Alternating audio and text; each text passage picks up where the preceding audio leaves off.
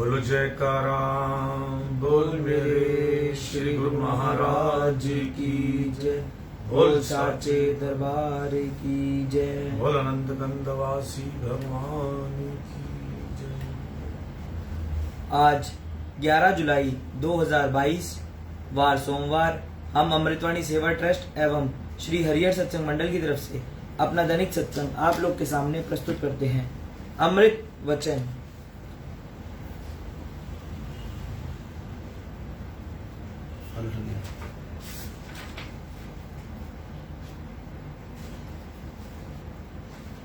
दो पेज उल्टा है।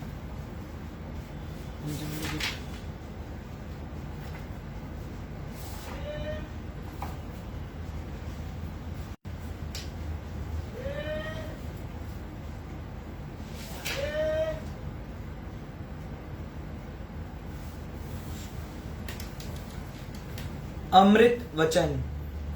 जो सेवक मालिक के ध्यान में लीन रहता है उस सेवक को कष्ट मालिक नहीं सहन कर सकते, वे उसका कष्ट स्वयं ले लेते हैं। जिनमें भक्ति के पुरातन संस्कार हैं, मालिक उन्हें जानते हैं। यदि उनमें यदि कुछ विपरीत मायावी विचार भी होते हैं तो सद्गुरु अपनी कृपा से उन्हें भक्ति में बदल देते हैं। ये जीवन परोपकार के लिए ही प्राप्त हुआ है, इसलिए तू स्वयं दुख सहन कर दूसरों को सुख पहुंचाने का प्रयास कर। गुरुमुक्ता का पथ तनिक कठिन है, ये मूल्यवान वस्तु अलभ्य है। शूरवीर इसे सिर की बलि देकर प्राप्त करते हैं, परंतु कायर इसे वंचित रह जाते हैं। यदि जगत में तूने परोपकार नहीं किया तो यहाँ से खाली हाथ जाएगा। गुजरा हुआ समय फिर हाथ नहीं आएगा और तू तालियां मलमल पछताएगा। तुम मालिक की अंश आत्मा हो, माया के फंदे में पड़कर तुम मालिक को विलग न समझो। हउमे से पृथक होकर सत्य में तल्लीन हो जाओ। सद्गुरु और सेवक का नाता श्री वचनों से संबंधित है। यदि वचन मोड़ा तो नाता तोड़ा और तदुख की ओर मुख किया। एक अकेला होता है, एक और सम्मिलित हो जाने से 11 हो जाते हैं। इसी प्रकार जिसके साथ संपूर्ण विश्व का मालिक है, उसे किंचित मात्र भी कष्ट नहीं होता। मन ने ही तुझे जन्म जन्मों से अपने मालिक से विलग कर रखा है, अब उसका कहना मत मानो। भाग्य से श्री सद्गुरु की शरण प्राप्त हुई है, इसलिए अपने जन्म को उनकी आज्ञा में ही डालकर सफल बना लो। संसारी लोग झूठे मायावी संबंधों और पदार्थों के लिए कितना रोते हैं, फिर भी वे अपने नहीं बनते। भगवान के लिए यदि 2 आंसू बहाए तो भगवान उनके सच्चे मित्र और सहायक बन जाएं। जो सेवक भक्ति के लिए कष्ट, मुसीबत व निंदा सहन करता है, सद्गुरु सदैव अंग संग रहते हैं। परिणाम स्वरूप वह जग में कीर्ति प्राप्त करता है। सेवक उसका नाम है जो अपनी अभिलाषा को श्री सद्गुरु की मौज पर निछावर करे। परमार्थ के मार्ग पर चलने वाले को अपने आत्म कल्याण का प्रयत्न करना चाहिए। ऐसे ना हो कि शरीर की चिंता में लगा रहे और अपनी आत्मा का ख्याल ही ना रहे। इस वचन को सफलता की कुंजी समझें कि कार्य प्रारंभ करने से पहले अन्य सब इच्छाएं त्याग मन से सर्वकला समर्थ श्री सद्गुरु की एकाग्र चित्त में ध्यान करें तो निश्चय ही कार्य पूर्ण हो जाएगा तथा कोई संकट नहीं व्यापेगा। जब चारों तरफ वातावरण प्रतिकूल दृष्टि गोचर हो और कोई युक्ति ना सूझे तो सद्गुरु का सहारा लेकर धैर्य से आंतरिक आवाज स्वीकार करने में हानि नहीं होगी। ब्रह्मा रूप में चाहे हानि का आभास हो, परंतु अंत में अत्यंत लाभ होगा। उसका नाम सेवक नहीं है जो अपने ख्यालों में बड़ा काम करे। जिसको जिस प्रकार की सेवा श्री सद्गुरु प्रदान करें और वह उस पर कुर्बान जावे, उसका नाम सेवक है। जो सेवक अपनी खुशी के लिए सद्गुरु की प्रसन्नता का विचार ना करे, उसे बुद्धिहीन समझो। जिस बात पर सद्गुरु प्रसन्न हो, उसके ऊपर जो तन मन धन अपनी खुशी आदि सब निछावर कर दे, वही सेवक है। प्रेमी के हृदय में प्रभु विराजमान होते हैं, इसलिए उसके हृदय को ठेस नहीं पहुंचानी चाहिए। जो नम्रता धारण कर सद्गुरु की प्रसन्नता ग्रहण करे, उसका नाम सेवक है। भगवान के वचन है, जब याद करते हैं मुझे प्रेमी, हृदय से एक बार एकदम आ जाता हूँ, चाहे रहूं 7 समुंदर पार। यह मालिक का वर है कि जो अहंकार को त्याग कर श्री वचनों को हृदय से मनन करेगा, उसका भक्ति मार्ग निष्कंटक होगा और सद्गुरु की सहायता मिलेगी।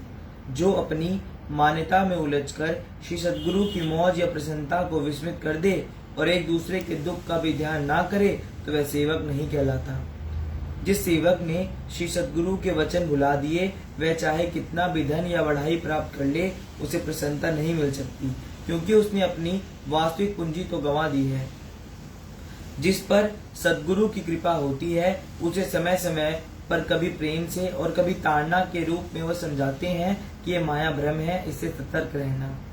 अगर मान चाहोगे तो प्रेम रस का पान नहीं कर सकोगे। यह कार्य मैं नहीं कर सकूंगा, ऐसा कमजोर विचार नहीं होने चाहिए। सतगुरु मेरे संग है, मैं सब कुछ कर लूंगा, यही भावना रखनी चाहिए। सतगुरु को जिस बात की चिंता हो, जब तक सेवक वह पूर्ण ना करे, तब तक उसे सुख की निद्रा नहीं सोना चाहिए। जिसने दिल से सतगुरु का आधार लिया है, उसे दुख सुख मान अपमान स्पर्श नहीं कर सकता। लोगों को चाहे यह आभास हो कि अमुक व्यक्ति दुख सहन कर रहा है, परंतु वह उससे न्यारा व निर्लेप रहता है। संसारिक दुख ही वास्तविक सुख की ओर ले जाते हैं। घबराओ मत, यह इस क्षणभंगुर दुख को सहन कर भक्ति की तरफ रुख करो तो स्वयं ही सुख की प्राप्ति होगी। बोलो जयकारा, बोल मेरे श्री गुरु महाराज की जय, बोल साचे दरबार की जय।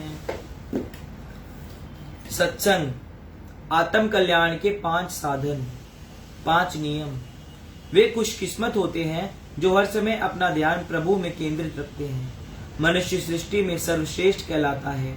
मनुष्य जन्म परमात्मा की अमूल्य दात है। वह सुनहरी अवसर है जब जन्म मरण के चक्र से मुक्ति प्राप्त की जा सकती है। मनुष्य जन्म में वह अद्वितीय विलक्षण निधि है जिसके द्वारा कुल मालिक परमात्मा की प्राप्ति हो जाती है। युगों से हम एक योनि से दूसरी योनि में भटकते रहते हैं। 84 लाख योनियों के बाद इस अमूल्य मनुष्य जन्म की प्राप्ति हुई है। जब हम आत्म साक्षात्कार के मार्ग पर चल सकें, इस उत्तम देही को पाकर हमें उस भक्ति मार्ग पर अग्रसर होना चाहिए जो समय के पूर्ण संत सद्गुरु ने दर्शाया है और जो मार्ग हमें उस अलौकिक धाम की ओर ले जाएगा जहाँ से हम आए थे। जीवन के महान लक्ष्य को प्राप्त करने के लिए सर्वोच्च साधन है सद्गुरु के प्रति सच्ची प्रेमी भक्ति। भक्ति कहते हैं पूर्ण समर्पण को, जहाँ पर ऐसे भाव होते हैं कि सब कुछ उसका परमात्मा का है, सब कुछ वह स्वयं ही है। सद्गुरु के प्रति भक्ति हमें पूर्णता की ओर ले जाती है। वे स्वयं ही अपना परिणाम, स्वयं ही साधन है और स्वयं ही लक्ष्य है। भक्ति मार्ग में सद्गुरु की आज्ञा अनुसार छोटे से छोटा कर्म भी पूजा बन जाता है और वह परमात्मा के प्रति तीव्र लगन पैदा करता है। भक्ति आत्मा की सच्ची खुराक है। जैसे शरीर के निर्वाह के लिए भोजन की आवश्यकता है, उसी तरह आत्मा को भी अपनी खुराक चाहिए। भोजन है जीवन निर्वाह के लिए और जीवन है प्रभु याद के लिए। भक्ति का प्रारंभ है मालिक का मनसा वाचा कर्मणा समर्पण। भक्ति कहलाती है अपने इष्ट देव में अतिशय विशुद्ध प्रेम। समय अनुसार युग बदलते रहते हैं, क्रमश सतयुग, त्रेता युग, द्वापर युग तथा कलयुग। प्रत्येक युग की अपनी विशेषता रही है। मनुष्य में भी समय अनुसार भक्ति के साधनों में कुछ परिवर्तन होता रहा है। विवेकी मनुष्य हर युग के गुणों को ग्रहण कर भक्ति पथ पर तीव्र गति से अग्रसर होते हैं। समस्त अवगुणों का त्याग कर जीवन में प्रेम भक्ति अपनाते हैं, अपने मनुष्य जन्म के परम कर्तव्य को निभाते हैं तथा आत्म साक्षात कर लेते हैं। सृष्टि का प्रारंभ सतयुग से हुआ, जबकि प्रत्येक सद्गुरु के दिव्य स्वरूप की आराधना तथा भक्ति द्वारा उनके ज्योतिर्मय नूरी जलवे का घट भीतर ही दर्शन होता है। नाम सुमिरन से सद्गुरु के प्रति तीव्र प्रेम उत्पन्न होता है, जिसकी ज्वाला में सब अवगुणों का विनाश हो जाता है। परमात्मा से एकात्म होने के लिए प्रेमा भक्ति ही एक सुगम व सरल साधन है। सच्चा साधक सर्वदा सद्गुरु के लिए दर्शन तथा सत्संगति की याचना करता है और दिन रात निष्काम सेवा में संलग्न रहता है। सद्गुरु से नाम दीक्षा प्राप्त कर साधक सदा सुमिरन में लीन रहता है। वह सद्गुरु के बताए साधनों पर अक्षरक्ष अमल करता है। पूर्ण सद्गुरु के प्रति सच्ची भक्ति द्वारा जिज्ञासु परमात्मा के साथ एक हो सकता है। जो भी सद्गुरु को पूर्ण समर्पण करता है, मालिक के धाम में प्रवेश करता है। जो भी सच्ची भक्ति करता है, वह मालिक के दरबार में उज्जवल मुख हो जाता है। सद्गुरु की सेवा भक्ति ही परमात्मा पर प्राप्ति का सर्वश्रेष्ठ साधन है। सद्गुरु की भक्ति परमात्मा की भक्ति है। विरली संस्कारी पवित्र आत्माओं को सद्गुरु की भक्ति करने का देव दुर्लभ अवसर प्राप्त होता है। कोई विरले जीव ही समझ पाते हैं कि प्रभु परमात्मा की प्राप्ति केवल सद्गुरु के द्वारा ही हो सकती है। सद्गुरु की भक्ति सब योग जप तप संयम से श्रेष्ठ है।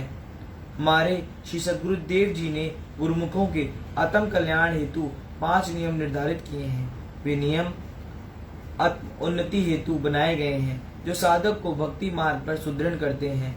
हृदय में भक्ति व प्रेम का प्रादुर्भाव होता है तथा जीवन के परम लक्ष्य आत्म साक्षात्कार की प्राप्ति होती है। ये 5 नियम अत्यंत सरल बनाए गए हैं, जिन पर जिज्ञासु सरलता से आचरण कर अपने जीवन को सफल बना सकते हैं। ये 5 नियम इस प्रकार हैं: श्री आरती पूजा, निष्काम सेवा, सत्संग, भजन अभ्यास, श्री दर्शन। बोलो जयकारा बोल मेरे श्री गुरु महाराज की जय। बोल साचे दरबार की जय। सत्संग श्रीमुख प्रवचन श्री परमहंस अद्वैत श्री प्रथम पातशाही जी महाराज। श्री परमहंस दयाल जी परमार्थ पथ पर अग्रसर होकर सत्संग उपदेश की धारा निरंतर बहाते रहे। उनमें से कुछ विशेष श्रीमुख प्रवचनों को जीव कल्याण हेतु संग्रहित किया गया है। प्रवचन। मनुष्य का मन ऐसी प्रकृति का बना हुआ है कि जिस पर प्रत्येक प्रकार का भाव अंकित हो जाता है, जिसको संस्कार कहते हैं। मन की ऐसी अवस्था है कि यह निंदा बुराई तथा अपनी प्रशंसा की बातों को ध्यान से सुनता है। यही बातें विचार का रूप धारण कर लेती हैं और विचार ही संस्कार बनते हैं। जिस प्रकार घर की सफाई करने में तो अधिक समय लगता है, परंतु कूड़ा करकट बिखेरते समय देर नहीं लगती। पानी को ले लो, पानी में यदि रेत मिट्टी आदि डाल दी जाए तो पानी शीघ्र ही गंदा हो जाता है, परंतु उस पानी को साफ करने के लिए कितने ही साधन अपनाने पड़ते हैं। उसे फिल्टर करना, छानना आदि कई ढंग अपनाने पड़ते हैं, तब कहीं जाकर पानी साफ होता है। इस प्रकार मन को सत्पुरुषों की सुसंगति तथा सद्गुरु के बताए हुए उपदेश सूरज शब्द योग से साफ किया जा सकता है। फिर यह मन मायावी संस्कारों से विमुक्त हो जाएगा और आत्मोन्नति को प्राप्त कर लेगा। परंतु यदि इसे इधर उधर के विचारों में उलझा दिया तो ये बुरे विचार संस्कार रूपी बीज बन जाएंगे, जिनमें से उसी प्रकार के वृक्षों की उत्पत्ति होगी और वैसे ही फल लगेंगे। इसलिए संत महापुरुष उपदेश देते हैं कि आंख कान मुंह ढांप के नाप निरंजन ले, भीतर के पट तब खुले जब बाहर के पट दे। आंखें, कान और मुंह ये तीनों प्रधान ज्ञानेंद्रियां हैं। इन तीनों से भले तथा बुरे विचार इंसान के अंदर प्रविष्ट होते हैं। आंखों को बंद करना सहज समाधि का संकेत है तथा कानों को बंद करना अनाहत ध्वनि एवं मुंह बंद करना अजपा जाप का संकेत है। आंखों से किसी बुरी ओर न देखो। जिस वस्तु को आंखें देखती हैं उसका प्रभाव मन पर पड़ता है, फिर वे विचार रूप धारण करके संस्कार बन जाते हैं। तभी तो संत महापुरुष है कि हर समय इष्ट देव मालिक का ध्यान करो ताकि अंतर्मानस में कोई और ना बच सके, जिससे कि सूरती एकाग्र रहकर निरंतर शब्द में लीन रहे। कानों के द्वारा ऐसी बातों को मत सुनो जिससे कि दिल में बुरे विचार पैदा हों। इस श्रवण रस ऐसा है कि दूर से भी कोई निंदा, चुगली अथवा अपनी प्रशंसा की बात हो रही हो तो उसे शीघ्र ही सुन लेता है। पुनः वही विचार ही संस्कार बन जाते हैं। मुंह से ऐसी वाणी ना निकले जिससे कि पीछे पछताना पड़े। इसलिए संत महापुरुष उपदेश करते हैं कि मन को बुरे विचारों से बचाने के लिए सदा मालिक के भजन सुमिरन में चित्त लगाओ, अन्यथा इन मायावी संस्कारों का परिणाम अधिक कष्टदायक होगा। जैसे संस्कार बनते हैं वैसे कर्म भी स्वाभाविक हो जाते हैं। अतः यदि लक्ष्य को पाना चाहते हो तो ऐसे विचार पैदा करो जिससे श्रेष्ठ कर्म हो और वही कर्म फिर संस्कार बन जाए। संत महापुरुषों की पावन संगति से शुभ विचार मिलते हैं, शुभ विचारों से शुभ संस्कार बनते हैं, शुभ संस्कारों से मन शुद्ध होकर आत्म आनंद को प्राप्त करने में समर्थ होता है। अतः संत महापुरुषों की संगति मनुष्य के शुभ संस्कारों को बनाने के लिए अति आवश्यक है। सच्ची मुरीद शिष्य वही है जो खुद ही को मार दे। साधारणतः मनुष्य किसी न किसी को अपना शिक्षक अथवा गुरु किसी न किसी रूप में मानता है। वास्तव में मुरीद नाम है मुर्दे का। जिस प्रकार मृतक प्राणी का शब्द कुछ भी नहीं कहता, चाहे उसे जेल में बाहो अथवा चिता में जलाओ, वह तो जीवित मनुष्य के हाथ में होता है। उसी प्रकार जीते जी सेवक को गुरु के सम्मुख बनना चाहिए। गुरु जो कुछ कहे उनके विचार अनुसार चले। किसी भी बात में और मुर्शिद दोनों खड़े हैं तो उस समय मन को छोड़कर मुर्शिद की आज्ञा माने। जब ये अवस्था आ जाए तो वास्तविक अर्थों में वही मुरीद है। जब तक सदगुरु की संगति तथा उनकी चरण शरण ग्रहण कर सर्वस्व उनके चरणों में समर्पित करने में आती है। भक्ति और अहंकार दोनों एक स्थान पर नहीं ठहर सकती। इन दोनों का आपस में वैर है। जिस हृदय में भक्ति का निवास है वहां अहंकार का कोई काम नहीं होता।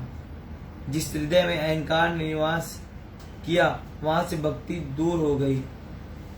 जिसके दिल में अहंकार समाया हुआ हो और वह भी ये समझे कि मैं भक्ति कर रहा हूँ, तो ये उसकी नितांत भूल है। भक्ति करने के लिए अथवा मुरीद बनने के लिए मान, बढ़ाई, कीर्ति, अहंकार आदि सबसे दूर रहना पड़ता है। ये मन ही ऐसा है कि तनिक सगुण प्रवेश करने में इसमें अहंकार आ जाता है। परंतु अहंकार का डंक अत्यंत भयानक है। जैसे किसी भरे हुए दूध के बर्तन से तनिक सी खटाई डाल देने पर अथवा अमृत के बर्तन पर थोड़ा सा विष डालने देने पर परिस्थिति सर्वथा बदल जाती है। ऐसे ही अहंकार को आने से भक्ति का रूप बिल्कुल साफ हो जाता है। अहंकार भक्ति की सफाई, भक्ति की कमाई को बिल्कुल नष्ट कर देता है। संत चरणदास जी फरमाते हैं, चरणदास यूं कहते हैं, सुनियो संत सुजान, मुक्ति मूल अधीनता, नरक मूल अभिमान। नम्रता से ही मुक्ति मिलती है। मुरीद बनने के लिए नम्रता का गुण आवश्यक है। अभिमान तो पतन की ओर ले जाने वाला है। अतः जब तक अहंकार की भावना विद्वान है तब तक मुरीद नहीं कहला सकता। इसलिए ये गुरु भक्ति की श्रेष्ठता दी जाती है, क्योंकि अन्य साधन जब तप, संयम, व्रत आदि मनमति अनुसार करने से स्वाभाविक ही अहंकार आ जाता है और अहंकार के आने से जब तप आदि का फल नष्ट होने लगता है। गुरुमति में मन को साधना और मनमति को त्याग करना है। किसी भी कार्य में अपने मन का ख्याल पैदा ना करें। ऐसा क्यों हो रहा है? फिर सब प्रकार से अपने आप को मिटा दे, तभी पूर्ण शिष्य अथवा मुरीद कहला सकता है। यह तभी हो सकता है जब समय के संत महापुरुष की संगति प्राप्त हो। संत साधुदयाल जी फरमाते हैं कि जब तक खुदी है तब तक परमात्मा का स्वरूप भिन्न रूप नजर आता है। जब अहंकार मिट गया तो आत्मा और परमात्मा का एक ही रूप दिखाई देने लगेगा। अहंकार एक भारी शत्रु है, इसलिए जो भी इसका त्याग कर दे विषय वासना से रहित हो जाएगा। गुरु की तन, सेवा, मन, ध्यान, गुरु के वचनों पर पूर्ण श्रद्धा और विश्वास रखे, वही सच्ची मुरीद यानी शिष्य है। बोलो जयकारा बोल मेरे श्री गुरु महाराज की जय। बोल साचे दरबार की जय। आज हम अपना दैनिक सत्संग यहीं पर समाप्त करते हैं। राम राम, जय सच्चिदानंद, सत श्री अकाल।